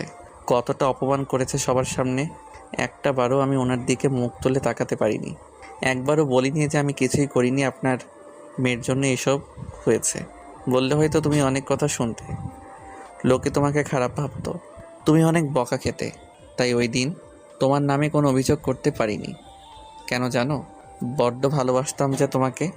অফিসের কলিগরা আমায় বাজে ছেলে ভেবেছে ওই দিন, কিন্তু আমি একবারও তাদের ভুল শুধরে দেইনি। কারণ একটাই, বড্ড ভালোবাসতাম তোমাকে, কিন্তু তুমি একটু ভালোবাসোনি আমাকে, একটুও না। তাই প্রতিটি মুহূর্তে কষ্টে কষ্টে তোমাকে ভুলতে শিখেছি, একাকী বাঁচতে শিখেছি। হ্যাঁ, এখন থেকে আর ভালোবাসি না তোমাকে, না একটু ভালোবাসি না। সব ভালোবাসা শেষ হয়ে গেছে। এখন তোমার জন্য আমার মনে কেবল ঘৃণা ছাড়া আর কিছুই নেই। ক্ষমা করে দিও, তোমার জীবনের অনেকটা সময় আমার কারণে নষ্ট হয়ে গেছে। আর একটা কথা, আজ থেকে আর কোনো সম্পর্কে নেই তোমার সাথে, তাই আর আমার খোঁজ নেওয়ারও প্রয়োজন নেই। আর কোনো ফোন দেওয়ারও প্রয়োজন নেই। ভালো থাকবেন। মেসেজটা পড়ার পর আমার কেমন লাগছিল তা আমি নিজেও বলতে পারবো না। আমি চিৎকার করে কেঁদেছিলাম ওই দিন। অত কান্না আমি জীবনেও করিনি। আমার ঘরটা থেকে আব্বুর ঘর দূরে, ভাইয়ার ঘর থেকেও দূরে, আর রুমের দরজাও লাগানো, তাই কেউ শুনতে পায়নি আমার কান্না। সারাটা রাত ঘুমাতে পারিনি, কান্নায় কান্নায় কাটে পুরো রাত। শেষ রাতে ক্লান্ত হয়ে একটু ঘুমাই। সকালবেলা ঘুম থেকে দেরিতে উঠি, তখন রান্না প্রায় শেষ। তবুও ভাবিকে সাহায্য করার জন্য যাই। ভাবি আমার দিকে তাকিয়েই বলতে থাকে, অবন্তী, তোমার চোখ এমন লাল কেন?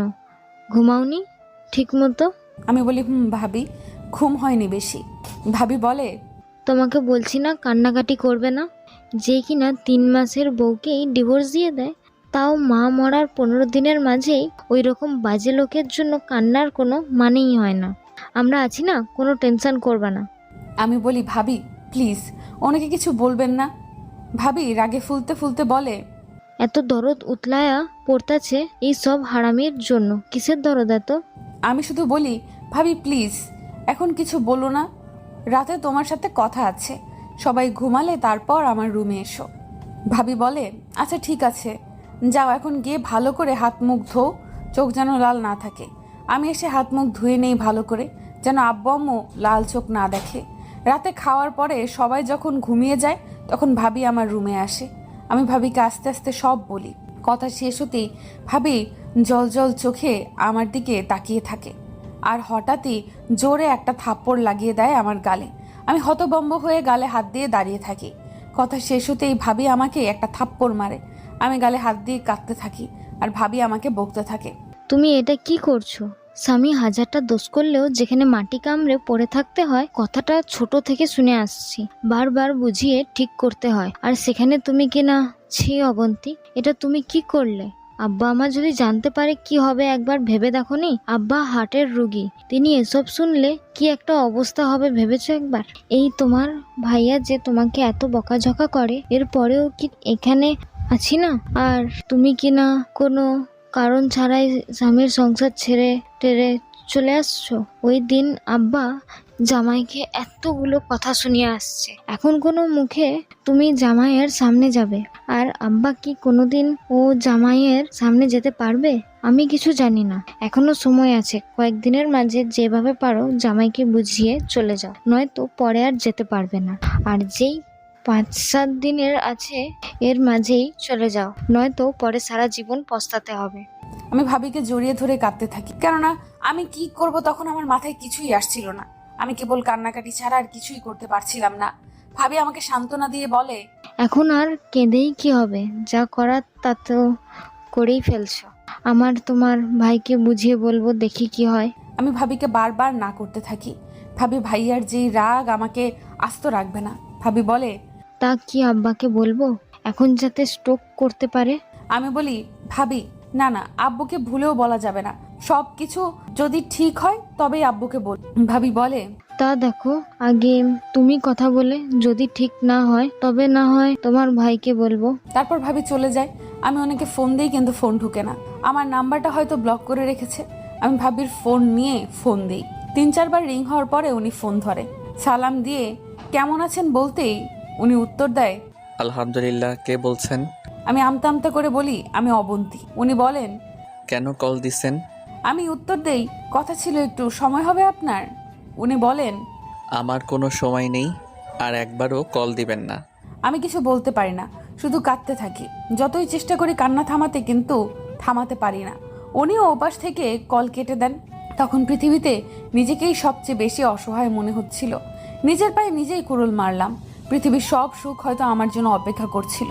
ওনার জমানো সব ভালোবাসা হয়তো আমার ভাগ্যে জুটত, কিন্তু আমি সব ছেড়ে অবৈধতার টানেই চলে আসলাম। আমার ভেতরটা হাহাকার করতে থাকে। অনেকবার কল দিয়েছিলাম, তারপর একবারও কল রিং হয়নি।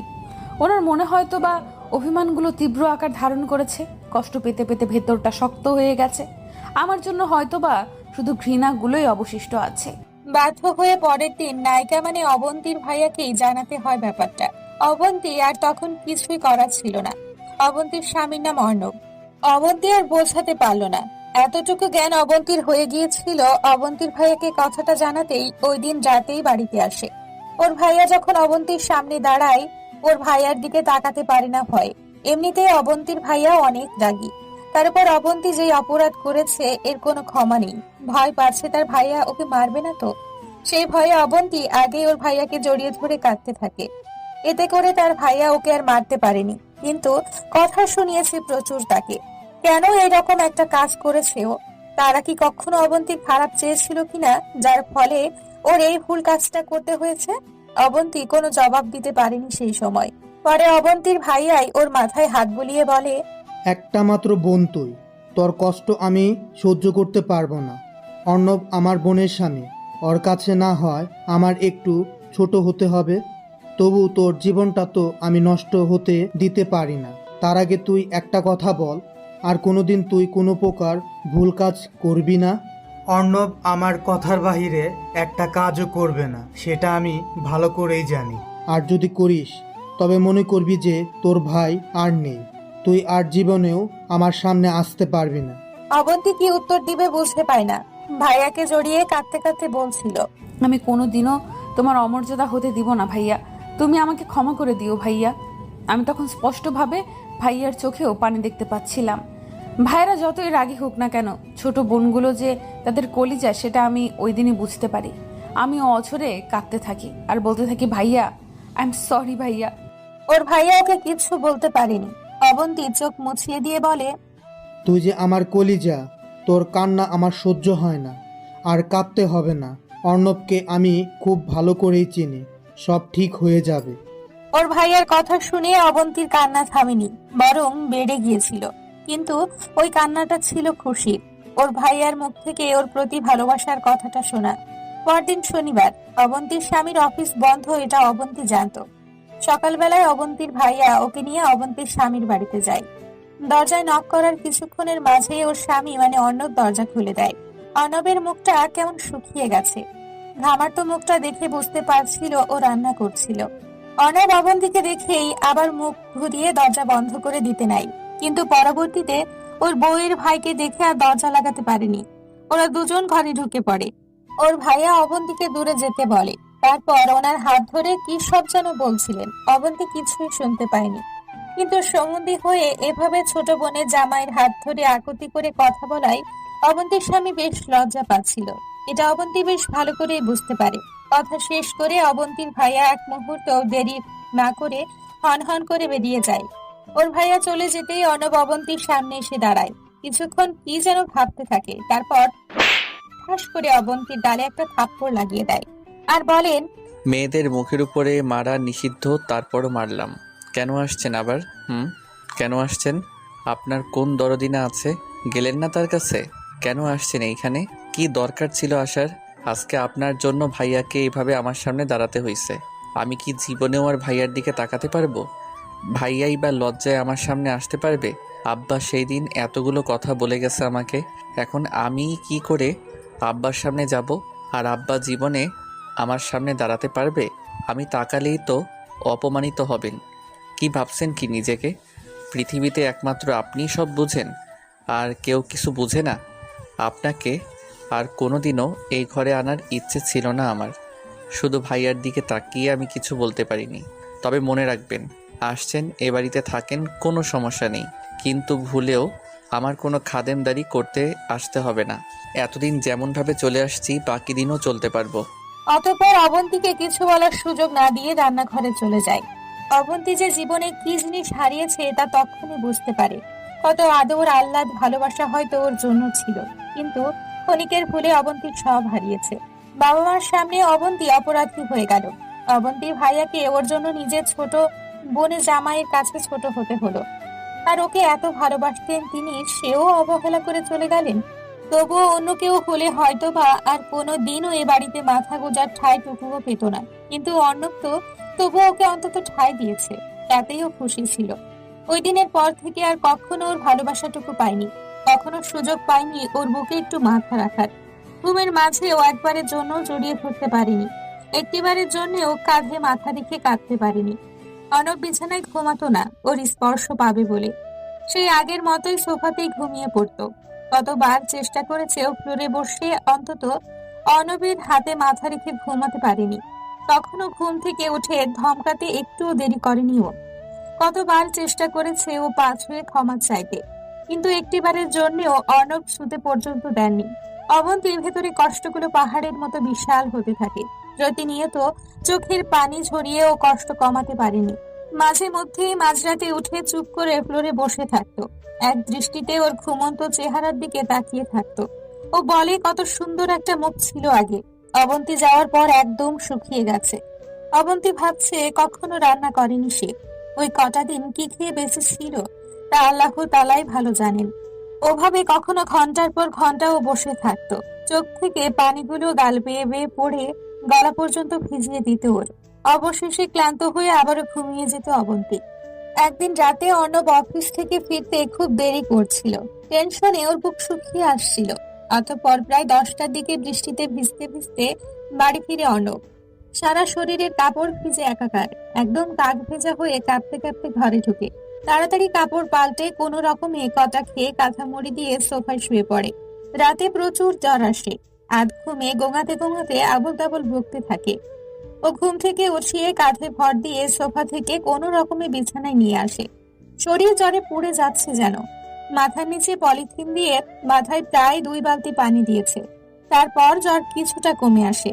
ভেজা বালিশ থেকে মাথা সরিয়ে অবন্তী পায়ের ওপরে শুইয়ে দেয়। রাত তখন প্রায় 2টা বাজে। ওর চোখেও প্রচুর ঘুম আসে, কিন্তু অর্ণবের মাথাটা পা থেকে সরিয়ে বালিশ দিয়ে ও যে একটু ঘুমোবে তারও সাহস হয় না। কতদিন পরে ওকে কাছে পাওয়ার একটু সুযোগ পেয়েছে সেই ভাবনায় পেট দেয়ালে ঠ্যাস দিয়ে বসে থাকে। কখন যে ঘুমিয়ে পড়ে নিজেও জানে না। হঠাৎ অর্ণবের ডাকে ঘুম ভেঙে যায়। এই অবন্তী, অবন্তী, এই ওঠো। ও ঘুম জড়ানো কণ্ঠে উত্তর দেয়, কি হয়েছে, আবার কি খারাপ লাগছে আপনার? অর্ণব বলে, না, এখন একটু ভালো লাগতেছে। অবন্তী বলে, আচ্ছা তবে ঘুমিয়ে থাকো, সব ঠিক হয়ে যাবে। অর্ণব বলে, তুমি এভাবে ঠেস দিয়ে ঘুমাতে পারবে? বালিশ নিয়ে শুয়ে পড়ো। ও উত্তর দেয়, আসলে বালিশ একটা ভিজে গেছে, আর একটাতে কি করে দুজন ঘুমাবো, তার চেয়ে ভালো এইভাবেই ঘুমিয়ে থাকুন, আমিও ঘুমাই।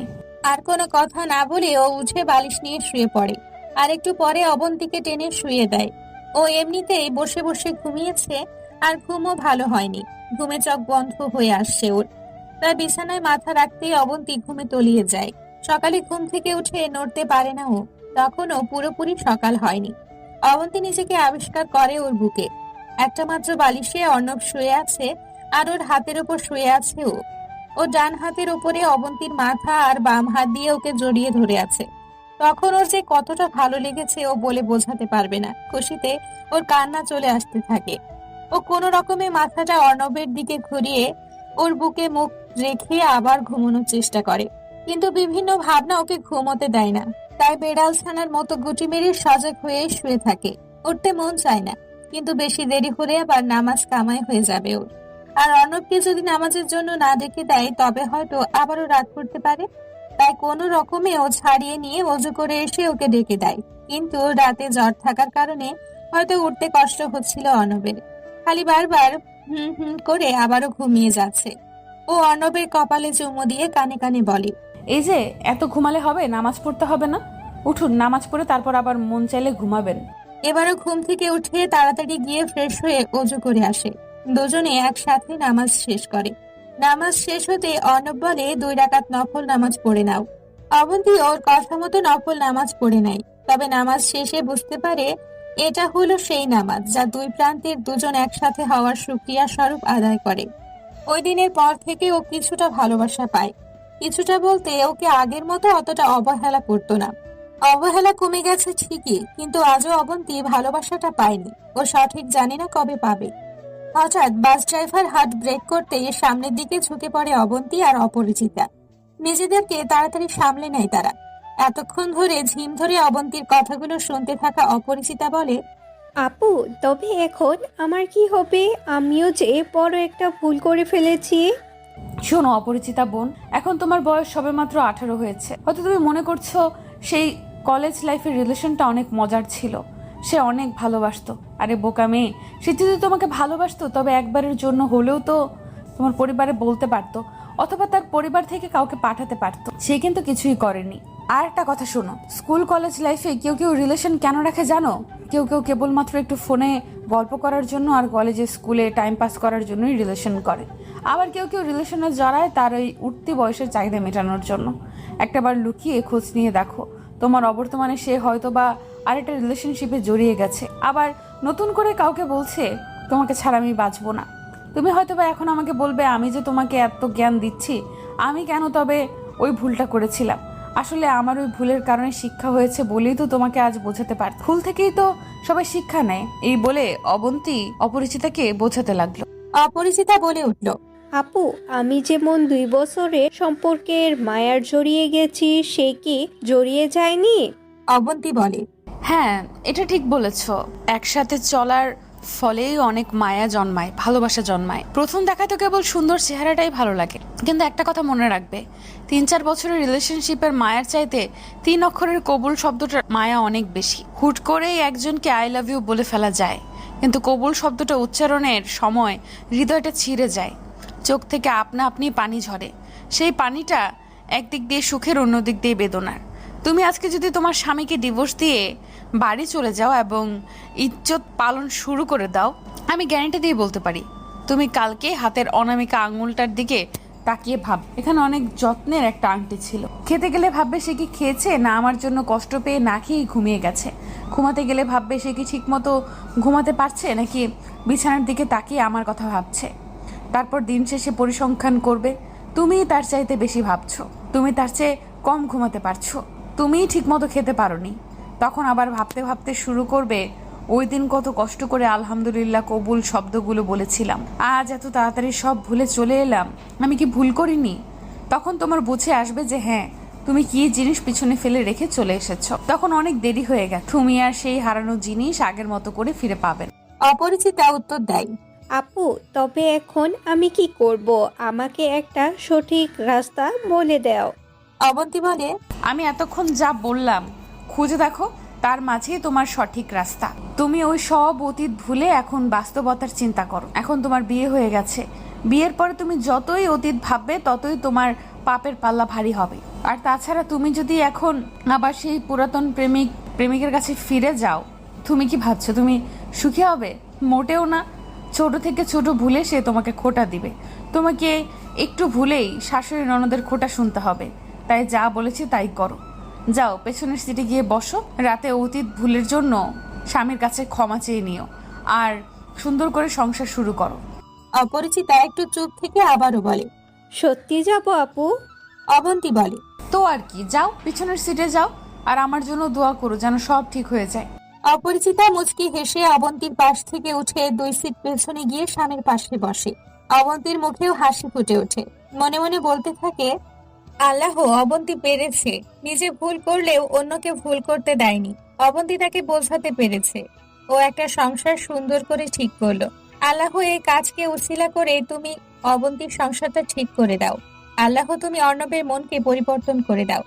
এখন থেকে যেন অর্ণবর বউকে আগের মতোই ভালোবাসে, সেই ব্যবস্থা করে দাও। অবন্তী আজকে তার বাপের বাড়ি যাচ্ছিল, একা একা তো আর যাওয়ার কথা ছিল না, অবশ্যই তার স্বামীর সাথে থাকতো। আসার সময় স্বামীকে অনেক বলেছিল, কিন্তু তার স্বামী অর্ণব বলে, দেখো, আমি কোন মুখ নিয়ে তোমাদের বাড়িতে যাব? আমি পারবো না। আব্বা আমাকে দেখলে অপমানিত হবেন, আম্মা আমাকে দেখলে অপমানিত হবেন। আমি কারোর দিকে মুখ তুলে তাকাতে পারবো না, কারণ মুখ তুলে তাকালেই তারা অপরাধ বোধে ভুগবেন। আমি চাই না ওনাদের অপমানিত করতে। তার চেয়ে ভালো তোমার যেতে মন চায় যাও, আমি গাড়িতে তুলে গিয়ে আসি। বাস একেবারে তোমাদের এলাকার স্টেশন হয়ে যাবে, সেখান থেকে পরে রিক্সা করে চলে যাবে। অবন্তী আর কিছুই বলতে পারে না, কারণ তার বোঝা হয়ে গেছে কি ভুল সে করে ফেলেছে। তাই কেবল মাথা ঝাঁকিয়ে সম্মতি জানায়। অর্ণব স্ত্রীকে গাড়িতে উঠিয়ে দিয়ে নিজে অফিসে চলে যায়, আর সেই বাসেই উঠে অন্য আরেক নব দম্পতিকে দেখে। যখনই মেয়েটি তার স্বামীর সাথে না বসে বরং অবন্তীর পাশে খালি সিটে এসে বসলো, তখনই অবন্তীর মনে হলো হয়তোবা তাদের কোনো ঝগড়া হয়েছে, নতুবা তার মতোই কোনো সমস্যা। তখনই অবন্তীর প্রশ্নের জবাবে অপরিচিতা বলে তার জীবনের প্রথম প্রেমের গল্প, তার ভালোবাসার গল্প, এবং তার পরিবার তার অমতে তাকে বিয়ে দিয়েছে সেই গল্প। অবন্তী অপরিচিতার ভুলটা বুঝতে পেরে নিজের জীবনের তিক্ত অভিজ্ঞতার কথা বলে অপরিচিতাকে বোঝাতে সক্ষম হয় যে আসলে বিয়ের সম্পর্কটাই আসল সম্পর্ক। অবন্তীর স্টেশন এসে পড়ে, তাই নামতে যায়। তখন খেয়াল করে পেছনের সিটে তাকিয়ে দেখে অপরিচিতা তার স্বামীর কাঁধে মাথা রেখে বসে আছে। নিজের অজান্তেই হাসি ফুটে ওঠে অবন্তীর ঠোঁটে।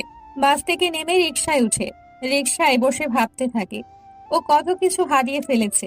আজ হয়তোবা অর্ণব সাথে আসলে ও এমন করে অর্ণবের কাঁধে মাথা রেখে প্রকৃতির সৌন্দর্য উপভোগ করতে পারত। ওর বাপের বাড়িতে সবাই জিজ্ঞেস করে, জামাইকে নিয়ে আসলি না কেন? অবন্তী নিজের চেহারা যথাসম্ভব স্বাভাবিক রেখে বলে, আসলে ওনার আজকে নাকি গুরুত্বপূর্ণ কাজ আছে, তাই আসেনি, পরে আসবে। কিন্তু অবন্তীর ভাবি বুঝে ফেলে যে অবন্তী মিথ্যে বলছে। রাতে খাওয়া দাওয়ার পরে অবন্তীকে জিজ্ঞেস করে, অবন্তী, তোমার জামাই কি এখনো রাগ করে আছে নাকি? আজকে আসলো না কেন? অবন্তী ভাবির কাছে কিছুই লুকোয় না, সব বলে দেয়। অবন্তীর ভাবি ওকে সান্ত্বনা দিয়ে বলে, কেঁদো না, সব ঠিক হয়ে যাবে। একটা বাবু হলে দেখবে সব ঠিক হয়ে যাবে।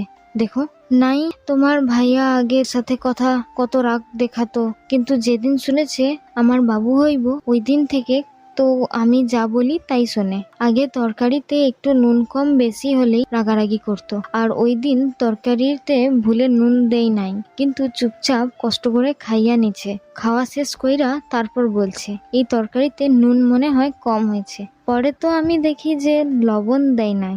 আমি পরে যখন কইলাম ফোনে নুন ছাড়া তরকারি কেমনে খাইছেন, একবার বললেও না। পরে তোমার ভাইয়া বলতেছে তুমি সারাদিন এত কষ্ট করো, এই গরমের মধ্যে রান্না করো, আর আমি একটু কষ্ট করে না হয় খেলাম। পুরুষ মানুষের এমনই রাগ বেশি।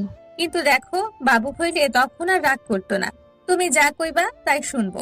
অনেক পুরুষ বলে, একবার চিন্তা করি বউ এটা ডিভোর্স দিয়া আবার বিয়ে করবো, খালি পোলাটা মাইয়াটার দিকে চাইয়া পারি না। তাদের বলি, ভাই আপনার পোলা মাইয়াটা কিন্তু আপনার স্ত্রীর কারণেই হয়েছে, সুতরাং সন্তানের চেয়ে সন্তানের মাকে অধিক ভালোবাসতে শিখুন। অবন্তী মনে মনে ভাবে, উনি তো এখনো আমাকে ভালোই বাসেন না ঠিক মতো। আবার বাবু। অবন্তীর ভাবি বলে, অবন্তী, হয়েছে, এখন আর চিন্তা করাতে লাগবে না, যাও গিয়ে ঘুমাও। আমিও জায়গা, তোমার ভাই মশারি ছাড়াই শুইয়া রয়েছে। যেই মশা, যাই আমি গিয়ে তোমার ভাইরে মশারি টাঙিয়া দিতে হইব বলেই আমি চলে যাই। অবন্তীও নিজের মতো মশারি টানিয়ে শুয়ে পড়ে। তারপর স্বামীকে ফোন দিয়ে খাওয়া দাওয়ার খোঁজ নিয়ে ঘুমিয়ে পড়ে। দুদিন পর অবন্তীর আর বাপের বাড়িতে মন বসে না, খালি ভাবের কথাগুলো চিন্তা করে। স্বামীকে ফোন দিয়ে বলে এসে নিয়ে যেতে, কিন্তু অর্ণব আসবে না জানিয়ে দেয়। কোনো ভাবনা অন্তর না পেয়ে অবন্তীর বাবাকে বলে ফেলে, আব্বু তুমি একটু বলো, না হলে উনি আসবে না। অবন্তীর বাবা লজ্জার সত্ত্বেও কোনো রকমে মেয়ে জামাইকে কল দিয়ে বাড়িতে আসার কথা বলে। অর্ণব ওর শ্বশুরের কথা ফেলতে পারল না, অবন্তীকে নিতে চলে আসলো। খাবার টেবিলে যখন সবাই একসাথে খেতে বসলো, অর্ণব একবারও মাথাটা উঁচু করতে পারলো না, সাথে তার শ্বশুরের সাথে চোখাচোখি হয়ে যায়। বিকালে স্ত্রীকে নিয়ে বাড়ি ফিরে আসলো অর্ণব। রাতে ঘুমোতে যাওয়ার আগে অবন্তীকে সাজতে দেখে প্রশ্ন করে, এই রাতের বেলায় সাজগোজ করার মানেটা কি? অবন্তী একটু লজ্জা মাখার সুরে বলে, খুব ইচ্ছে হচ্ছিল তাই। অর্ণব আর কিছুই না বলে শুয়ে পড়ে। অবন্তী হতাশ হয়ে তাকিয়ে থাকে স্বামীর দিকে। কত কষ্ট করে সাজলো আর উনি ঘুমিয়ে পড়লো। মনে মনে রাগে গুনগুন করতে করতে কথাটা বলে। যত্ন করে আঁচড়ানোর চুলগুলোকে আওলা করে দেয় রাগে। শুয়ে কাঁদতে কাঁদতে চোখে কাজল লেপটে দেয়। রাগে উল্টো দিকে ফিরে ঘুমানোর চেষ্টা করে। হঠাৎ করেই অর্ণব পেছন থেকে জড়িয়ে ধরে কানে কানে বলে, এত রাগ করলে কি চলে? আবেগী স্বরে উত্তর দেয় অবন্তী। কি করব, তবে কত কষ্ট করে সাজলাম আমি, আর আপনি কিনা ঘুমিয়ে যাচ্ছেন। তা এত রাতে সাজগোজ করার মানেটা কিন্তু বুঝলাম না। কেন সেজেছি তা যে আপনি বোঝেন না? আমার একা একা ভালো লাগে না। আপনি তো সারাদিনই অফিসে থাকেন, আর আমি বাড়িতে সারাদিন একা একা থাকি, আমার বোরিং লাগে। তা ওই একা থাকার সাথে এই সাজুগুজুর কি সম্পর্ক? কোনো সম্পর্ক নেই, আমার মন চাইছে তাই সেজেছি। ন্যাকামি করে কিছু যেমন বোঝে না, আপনার শুনতে হবে না কিছু। বলে একটা কৃত্রিম রাগ দেখিয়ে উল্টো পাশ ফিরে শোয়। অর্ণব অবন্তী রাগ দেখে হেসে ফেলে। অবন্তীকে পেছন থেকে জড়িয়ে ধরে বলে, এই শোনো না, আমাদের যদি একটা ছোট্ট মেয়ে থাকতো তবে কত ভালো হতো, তাই না? সারাদিন দৌড়াদৌড়ি করতো, কত ভালো হতো, তাই না? অবন্তী মুখ ঘুরিয়ে অর্ণবের বুকে মাথা রাখে। বেড়াল ছানার মতো ওই বুকের সাথে মিশে গিয়ে বলে, একটা কথা বলবো আপনাকে। বলতে থাকো। জানি না আপনি বিশ্বাস করবেন কিনা, তবুও বলি। আমার আর ওর মধ্যে যদিও 2.5 বছর একটা সম্পর্ক ছিল, কিন্তু কসম করে বলতে পারি আমাদের মধ্যে কোনো খারাপ সম্পর্ক ছিল না। অবন্তী, এখন ওসব কথা থাক। সবকিছু আপনাকে না বললে যে আমার ভেতরে শান্তি হচ্ছে না। আমার বুকটা ফেটে যায় যখন আপনি আমার সাথে ঠিকমতো কথা না বলেন।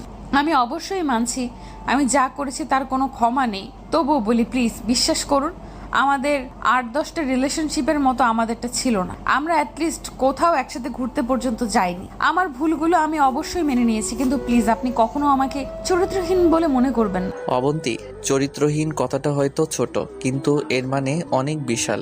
আমি কখনোই হয়তো তোমাকে এই কথাটা বলতে পারবো না। যদি এই কথা বলতে পারতাম তবে কখনোই তোমাকে ফিরিয়ে আনতাম না। অবন্তী থাকো, আগে যা হয়েছে তা ভুলে যাও। শুধু এতটুকুই মনে রেখো, আমি সত্যিই তোমাকে অনেক ভালোবাসি, অনেক। তাই অন্তত এমন কথা আমার সামনে বলো না যাতে আমি কষ্ট পাই। আপনি যে আমাকে ভালোবাসেন এটা আমি খুব ভালো করেই জানি। ইনফ্যাক্ট আমি কোনো দিন আপনাকে এতটা ভালোবাসতে পারবো কিনা জানি না। এত ভালোবাসার পরেও কেন তবে আমাকে দূরে রাখেন? জানি না কেন জানি একটু রাগ জমে গেছিল তোমার প্রতি। এটাকে রাগ বলে না, ঘৃণা বলে। আপনি আমাকে অনেক ভালোবাসতেন, তাই আমি যখন আপনাকে একটুও ভালোবাসিনি তখন আস্তে আস্তে আপনার কষ্ট লাগতে থাকে, আর সেই কষ্ট থেকে আস্তে আস্তে আমার প্রতি ঘৃণা জন্মে গেছে।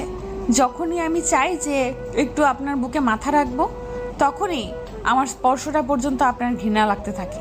জানেন আমার কতটা কষ্ট হয়? হয়তো আপনি বলবেন, সবাই বলবে যে আমি অন্য কোথাও যেতে পারিনি বলেই এসে আপনার কাছে ঠাঁই নিয়েছি। আমিও এটা অনেকটাই মানি, কিন্তু বিশ্বাস করুন আমিও অনেক ভালোবাসি আপনাকে। আপনার প্রতিও আমার অনেক মায়া ছিল, কিন্তু কেন জানি না আমি শয়তানের কাছে হেরে গেলাম। আমি পারিনি সব ভুলে আপনার বুকে মাথা রাখতে। অর্ণব কাঁদতে কাঁদতে বলে, আমার মা শেষ মুহূর্তে এসে শুধু তোমার জন্য কষ্ট পেয়েছে অবন্তী। মা আমাকে ভরসা করার মতো কারো কাছে রেখে যেতে পারেনি, এই জন্য কষ্ট পেতে পেতে মারা গেছে। অবন্তী, মায়ের জন্য কি তোমার একটু মায়া লাগেনি? অবন্তী ডুকরে ডুকরে কাঁদতে কাঁদতে হঠাৎই পাগলের মতো কাঁদতে কাঁদতে বলতে থাকে, মা আমাকে এত ভালোবাসতো, আমাকে এত আদর করতো। আমাকে যেদিন বলেছিল তুই তো আমার মেয়ের মতোই, সেদিন থেকেই উনি আমার কাছে নিজের মায়ের মতোই হয়ে গিয়েছিল। জানি না তবু কেন আমি মাকে এতটা কষ্ট দিলাম। ওই কথা মনে পড়লে আমার কলিজাটা ছিঁড়ে যায়। আজও ওই ঘরে গেলে আমার চোখে ভেসে ওঠে উনি হাসতে হাসতে বলছেন তুই তো আমার মেয়ের মতোই। অবন্তী আর বলতে পারে না, পাগলের মতো কাঁদতে থাকে। অর্ণব অবন্তীকে শক্ত করে জড়িয়ে ধরে বলে, প্লিজ আর বলো না, একটু শান্ত হও, নয়তো শরীর খারাপ করবে। অবন্তী একটা ভীতু বিড়ালের বাচ্চার মতো করে স্বামীর বুকের সাথে লিপতে থাকে। একটু পর পর ফুপিয়ে ফুপিয়ে কাঁদতে থাকে। বেশ অনেকক্ষণ পরে অবন্তীকে চুপ থাকতে দেখে অর্ণব বলে, এই অবন্তী, ঘুমিয়ে গেছো? না, আর কতক্ষণ এইভাবে থাকতে দিন না প্লিজ। এইভাবে শক্ত করে ধরবেন আমাকে, যেন এতদিনের সব কষ্ট মিশে যায়। অবন্তী, তোমার কি হয়েছে বলো তো?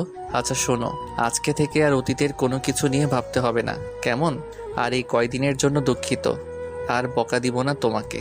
সত্যি এভাবে আগলে রাখবেন তো সব সময়? একটা কথা দিবেন? আবার কি কথা? আজকের পর থেকে আমি যদি কোনো ভুল করি তবে আমাকে প্রয়োজনে যতক্ষণ ইচ্ছা মারবেন, কিন্তু আমাকে আপনার থেকে দূরে যেতে দেবেন না। আচ্ছা ঠিক আছে, এবার বলো ছাদে যাবে? আজকে অনেক সুন্দর একটা চাঁদ উঠেছে।